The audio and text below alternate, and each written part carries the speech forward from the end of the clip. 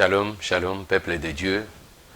Nous voici encore au travers de notre émission Chrétien face à la loi. Nous sommes dans la joie de nous retrouver encore dans vos familles au travers de cette émission. Là où nous poursuivons notre partage sur le couple, autour de couple. Mon souhait le plus ardent est que la paix, l'amour de notre Dieu puisse demeurer dans nos couples et que le Seigneur puisse nous fortifier, afin que nous puissions rester dans sa ligne de conduite. Dans notre mission passée, nous étions en train de nous entretenir autour du mariage et nous parlons de couple parfait. Nous avons épinglé les deux verbes aimer et se soumettre. Et nous avons relevé certains mystères parce que nous avons dit la femme, Dieu a donné à la femme l'obligation de se soumettre, la soumission à son mari, et au mari, Dieu a dit d'aimer sa femme. Mais Dieu ne s'est pas seulement limité à parler de la soumission, et ne s'est pas limité seulement à dire aimer. En parlant de la soumission vis-à-vis de la femme, il dit, femme, soyez soumise, comme l'Église est soumise à Christ. Et en parlant de l'homme, il a dit, Marie, aimez vos femmes, comme Christ a aimé l'Église, et prêt à donner sa vie pour elle. Et plus loin, dans le verset que nous allons lire tantôt, il est encore dit, il dit, les deux ne formeront qu'un seul corps. Donc nous sommes un corps en Christ. C'est vu sous l'angle spirituel. Et nous avons dit que le mariage est une institution de Dieu. Et ce que Dieu crée a une vocation éternelle. Donc le mariage a la vocation éternelle. Parce que Dieu lui-même est éternel. Il dit, les deux ne formeront qu'un seul corps. C'est sur le plan spirituel. La douleur que ressent l'homme est ressentie par son épouse. La douleur que ressentirait l'épouse est ressentie aussi par son époux. Mais comment alors les deux vont totalement devenir un seul corps? C'est là que nous avons dit, par des petits exemples, nous avons montré un peu le schéma. La femme qui est soumise, elle travaille des manières à devenir irremplaçable, à devenir un élément du corps de son mari. Sans elle, le mari ne peut rien faire. Elle est devenue une partie du corps de son mari. Ce n'est pas seulement par le verbiage, mais en acte. Ton mari, pendant que vous étiez fiancés, il faisait des lessives, il préparait la nourriture, il arrangeait sa table. Mais du coup, dans le mariage, l'épouse récupère ensemble de ses activités et commence à agir comme si c'était son propre corps. Elle arrange tout pour son mari. Elle fait la lessive, et donc arrange tout. En sorte qu'après un certain temps, l'homme a perdu l'habitude. L'homme ne sait plus faire ce qu'elle savait faire avant. Et quand sa femme réalise cela, c'est avec joie et amour. L'amour ne se cache pas, on n'étouffe pas son amour, mais on le démontre, on le prouve. Plusieurs aussi ont connu des problèmes à cause de cette attitude consistant à faire semblant. L'homme a besoin de sentir que la personne m'aime. De même, pour la femme, elle a besoin de sentir que cet homme m'aime. On ne le retient pas. Nous avons dit au début que les deux sont des verbes des actions. Aimer et se soumettre, ce sont les verbes d'action qui ne se limitent pas simplement par les dires, mais ça va donc ça part jusqu'en acte. Il faut les traduire en acte. Faire en sorte que l'autre puisse dire que réellement cette femme-là m'aime. Et l'homme puisse dire réellement cette femme m'aime. Comment est-ce que l'homme saura que la femme aime? Par sa soumission. Et la soumission là n'est pas l'aveuglement. Pas du tout. C'est une partie de soi-même. Je ne regrette rien quand je réalise ce qui est pour moi-même. C'est comme si je regrette pourquoi est-ce que je mange. On ne peut pas regretter le fait de manger. J'ai faim, je commence à manger. Donc c'est la soumission de la femme qui attire l'amour de l'homme et transforme cet amour à une dimension que l'autre devient automatiquement la partie de son corps. Il vous souviendrez que nous avons commencé notre partage avec le livre d'Éphésiens. Et dans le livre d'Éphésiens, nous avons lu du verset 22 jusqu'à 32. Femmes, soumettez-vous à votre mari comme au Seigneur, car le mari est le chef de la femme, comme Christ est le chef de l'Église, qui est son corps, et dont il est le sauveur. Mais tout comme l'Église se soumet à Christ, que les femmes aussi se soumettent en tout à leur mari. En tout, j'insiste. Marie, aimez votre femme comme Christ a aimé l'Église. Il s'est donné lui-même pour elle afin de la conduire à la sainteté après l'avoir purifiée et lavée par l'eau de la parole, pour faire paraître devant lui cette Église glorieuse, sans tache, ni ride, ni rien de semblable, mais sainte et irréprochable. C'est ainsi que le mari doivent aimer leur femme comme leur propre corps. Celui qui aime sa femme s'aime lui-même. J'insiste beaucoup là. Celui qui aime sa femme s'aime lui-même. Et cette même pensée exprimée un peu devant, autrement pour la femme. Mais pour l'homme, il s'est dit que non, celui qui aime sa femme s'aime lui-même. En effet, jamais personne n'a détesté son propre corps. Au contraire, il les nourrit et en prend soin, tout comme le Seigneur le fait pour l'Église. Parce que nous sommes les membres de son corps, formés de sa chair et de ses os. C'est pourquoi l'homme quittera son père et sa mère, s'attachera à sa femme, et les deux ne feront qu'un. Ces mystères est grand, et je dis cela par rapport à Christ et à l'Église. Du reste, que chacun de vous aime sa femme comme lui-même, et que la femme respecte son mari. On a dit que l'homme aime sa femme et que la femme respecte le mari. Le respect attire l'amour. Nous devons bien comprendre ce mystère. Comment est-ce que je peux considérer l'autre comme une partie de moi-même quand nous ne savons pas composer ensemble? Il faudra qu'il y ait quelqu'un qui soit prêt à rendre service. Je ne demande rien.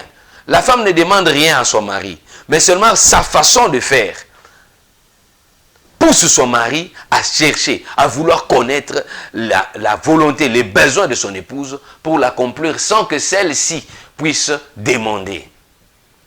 C'est donc un fruit d'oubli de soi-même. On n'entre pas dans le mariage pour soi, mais on vient dans le mariage pour l'autre, tel que nous avons démontré.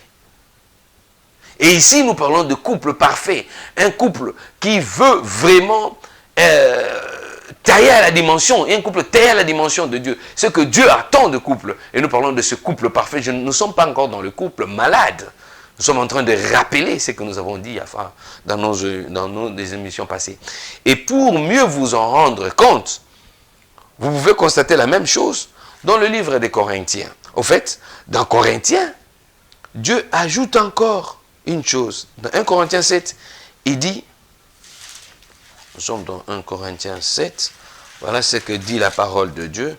Dans 1 Corinthiens 7, verset 3, nous irons jusqu'à 5, mais j'ai toujours conseillé aux gens de lire tout, de tout lire, et puis de cerner. Sinon, alors, nous risquerons d'interpréter les textes en dehors de son contexte, ce qui deviendra un peu, n'est-ce pas, le prétexte. Qu'est-ce qui est dit? Que le mari rende à sa femme l'affection qu'il lui doit, et que la femme agisse de même envers son mari. Ce n'est pas la femme qui est maîtresse de son corps, mais c'est son mari. De même, ce n'est pas le mari qui est maîtresse de son corps, mais sa femme. Ne vous privez pas l'un de l'autre, si ce n'est d'un commun accord, pour un temps, afin de consacrer au jeûne et à la prière.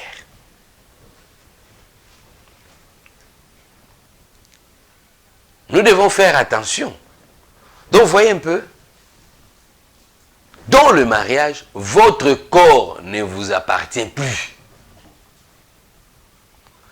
Toi qui crois qu'entrer dans le mariage, c'est pour satisfaire tes besoins égoïstes, mais la parole de Dieu nous rappelle que nous entrons dans le mariage pour l'autre.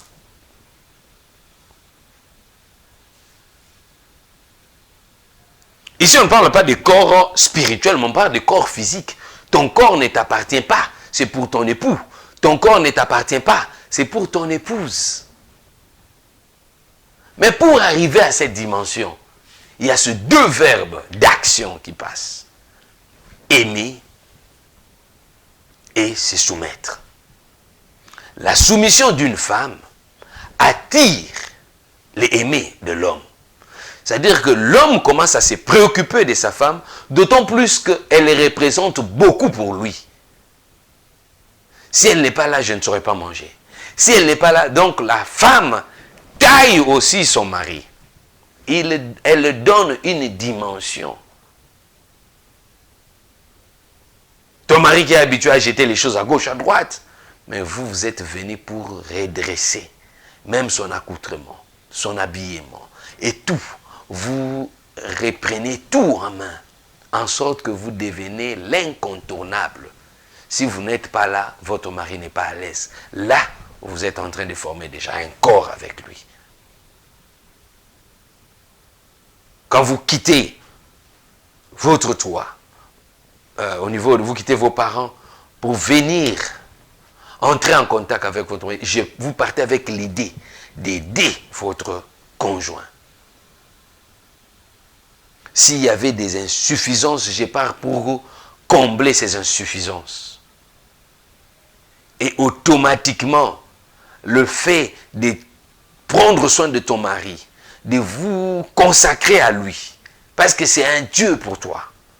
Il n'y a pas un homme qui puisse être supérieur à ton mari, même pas le président. Personne n'est égal à votre mari, même pas votre DG. Parce qu'aujourd'hui, tout le monde travaille. Mais vous devez placer dans votre pensée, dans votre intérieur, dans votre âme, en chair, en esprit, il n'y a pas un seul homme qui puisse être égal à votre mari. C'est votre Dieu. C'est mon Seigneur. Ce n'est pas par hasard, Sarah appelait Abraham mon Seigneur. Parce que Dieu, qui a institué le mariage, compare l'homme à lui-même et la femme à l'église. Donc nous devons nous efforcer à comprendre cette dimension spirituelle. Voilà là où Dieu nous ramène, là où il nous amène, là où il veut que nous puissions, n'est-ce pas, saisir et comprendre ces mystères. On devient un seul corps comment? Mais maintenant, il y a des problèmes. Je profite pour ouvrir une petite parenthèse, parce qu'il y a parmi nos frères qui nous suivent à la télé, j'ai reçu une question, là il a posé la question de savoir, mais vous n'évoquez pas l'article? Oui, nous allons évoquer l'article. Mais voilà maintenant que j'ai obtenu cette orientation pour vous ramener un peu à comprendre le contexte de celui qui a conçu le mariage. Ok? C'est lui qui a conçu le mariage. Comment est-ce que Dieu a voulu que le mariage puisse être? Et ce n'est que par l'évolution, nous allons nous déverser à la loi. Comment est-ce que la loi est intervenue? Comment la loi a intervenu dans notre mariage? Comment est-ce que la loi, parce que la loi, on dit donne-moi les faits, je vais te donner le droit. Il y a les faits qui précèdent la loi, ce n'est pas l'inverse. Et quels sont ces faits? C'est comme ça que nous avons progressé lentement pour arriver à ce stade où nous parlons de ce couple parfait. Là où la femme agit selon la volonté de Dieu et du coup, l'homme l'aime et cherche aussi à être utile. Parce que imaginez-vous, si seulement la partie du corps, ma partie du corps qui est mon épouse, qui est utile à moi, est malade, je suis aussi malade parce que je ne saurais pas faire ce qu'elle fait. Mon souci le plus ardent est qu'elle soit guérie. Donc il y a un travail, un grand travail à faire dans l'humilité. Il n'y a pas un plus grand, il n'y a pas un plus petit. Il est question que chacun de nous puisse accomplir sa tâche. Parce que chacun rendra compte devant Dieu. Individuellement. Oh, j'ai cessé de l'aimer parce que non. Dieu a donné un devoir. Vous êtes engagé seul, mais vous êtes venu devant Dieu et vous avez promis à Dieu. Et vous êtes donc tenu en cela. Mais maintenant, voilà maintenant que l'intrus passe par là. Nous avons parlé des parasites. Parce qu'ils sont aussi dans le corps. Mais ce sont les éléments nuisibles du corps. Ils ne viennent pas pour nous aider à aller loin, mais nous viennent nous bloquer. C'est là que nous avons insisté,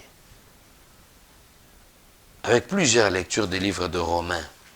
Nous avons lu les livres de Romains 12, 2, là où l'apôtre Paul nous dit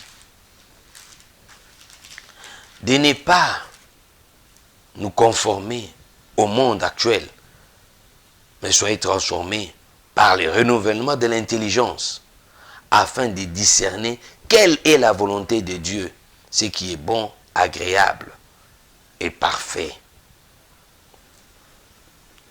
Nous sommes chrétiens, nous avons notre code de bonne conduite, notre livre, la Bible, parce que Dieu insiste encore là-dessus dans Josué 1:8, quand il nous dit que ce livre de la loi ne s'éloigne pas de nos bouches, méditons-le jour et nuit pour marcher conformément aux Écritures, et alors nous réussirons dans tout ce que nous entreprendrons. Mais voilà que nous ne voulons pas nous référer à la parole de Dieu. Eh bien, nous avons suivi l'influence, je dirais, de Satan, du monde, qui a manipulé les hommes, et particulièrement, et aussi les femmes, leur donnant l'impression, parce qu'il y a des hommes qui passent leur temps à critiquer sans cesse la femme. C'est moi qui travaille, c'est moi qui fais tout. Alors, la femme qui prépare à la maison déjà, en entrant déjà dans le mariage, la femme commence son travail. Elle se réveille, elle prépare l'été pour son mari, ce que tu faisais seul avant. Mais voilà maintenant qu'il y a une aide qui est venue. Elle te fait l'été, elle prépare, elle met sur la table, et tu te réveilles comme ça, tu t'habilles rapidement, tu manges. Et puis, bon, la voiture est déjà essuyée, tu montes à bord et tu pars. Et à ton retour, tu n'as plus le temps de faire des lessives, elle récupère l'habit sale, te remplace déjà d'autres. La femme travaille. C'est déjà un grand travail. Si vous manquez de travail, mais elle a déjà un travail. Mais voilà maintenant que l'ennemi est passé par là pour déstabiliser la famille. Il dit non, égalité. Non, l'homme doit travailler, la femme aussi doit travailler. L'égalité entre l'homme et la femme. Mais cette égalité-là tire son origine d'où? C'est comme ça que l'apôtre Paul insiste dans ce verset et il Il dit quoi? Ne vous conformez pas au monde actuel, mais soyez transformés par le renouvellement de l'intelligence, afin de discerner quelle est la volonté de Dieu, ce qui est bon, agréable et parfait. Cherchons la volonté de Dieu. Cherchons sa volonté. Ne nous laissons pas distraire par ce que le monde nous propose et qui ne vient pas de Dieu. Le malin, il vient comme un fraudeur, il cherche comment entrer et il parvient. Il parvient quand nous ne sommes pas prudents, quand nous ne nous nourrissons pas de la parole de Dieu. Comme un rôdeur, il vient habillé en agneau. Oh non, la femme. Tellement qu'on en parle trop, eh bien, il y a même des femmes qui ne sont même pas concernées dans cette situation. Du coup, commencent à sentir aussi, ah oui, moi aussi, mes droits sont bannis.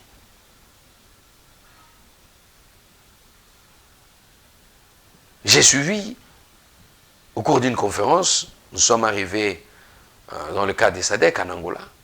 Il y avait une dame hollandaise qui prend la parole pour dire pourquoi seulement c'est la femme qui sert l'homme. L'homme aussi doit servir. Donc, on veut que les deux puissent être à égalité.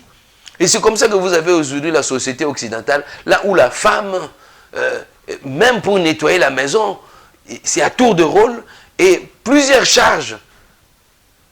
Un combat l'homme. Il y a beaucoup d'abus, beaucoup de choses, abus par rapport à la parole de Dieu.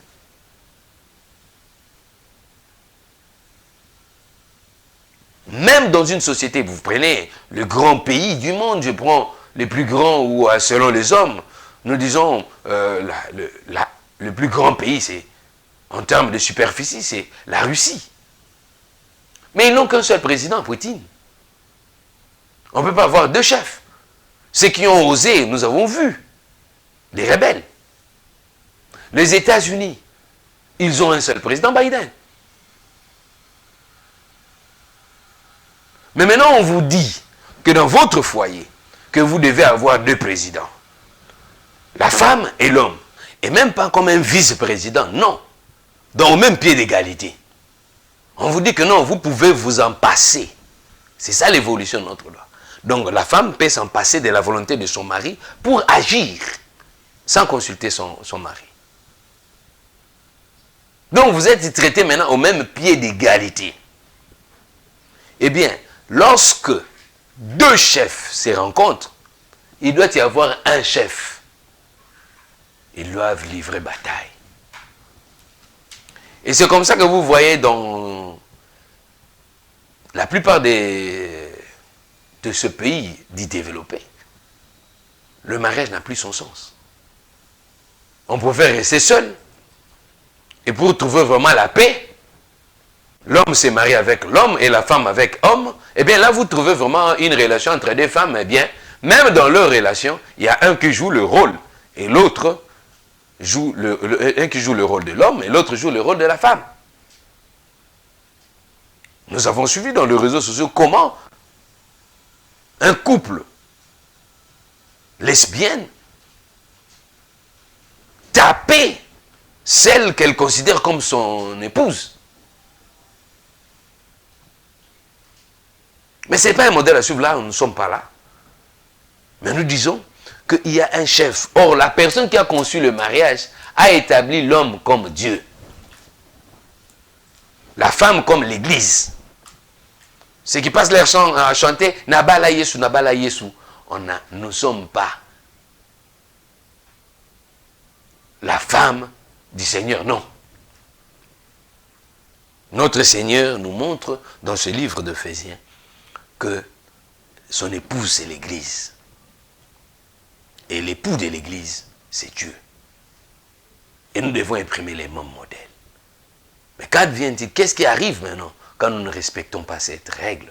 C'est ce que nous allons voir dans notre prochaine émission. En attendant, que l'amour de Dieu, son partage, puisse demeurer notre partage, voudrais-je dire. Au nom de Jésus. Ciao.